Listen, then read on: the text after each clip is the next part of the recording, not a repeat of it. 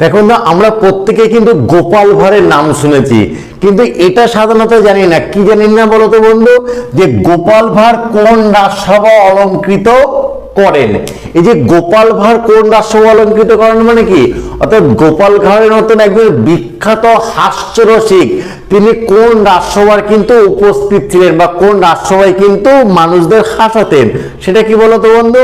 সেটা হচ্ছে কৃষ্ণনগর রাজসভা। আমরা প্রত্যেকে জানি কৃষ্ণনগর রাজসভা রাজা কে ছিলেন? রাজা কৃষ্ণচন্দ্র রায়।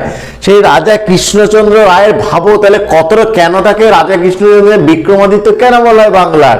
কারণ তখন মানে ভারতচন্দ্রের মতন কবি সেই রাজসভাকে অলঙ্কৃত করছে, রামপ্রসাদ সেনের মতন কবি সেই রাজসভাকে অলঙ্কৃত করছে, গোপাল ভাঁড়ের মতন একজন বিখ্যাত হাস্যরসিক বিদূষক সেই রাজসভাকে অলঙ্কৃত করছে। সুতরাং গোপাল ভাঁড় কোন রাজসভাকে অলঙ্কৃত করেন? অবশ্যই কৃষ্ণনগর রাজসভাকে অলঙ্কৃত করেছে।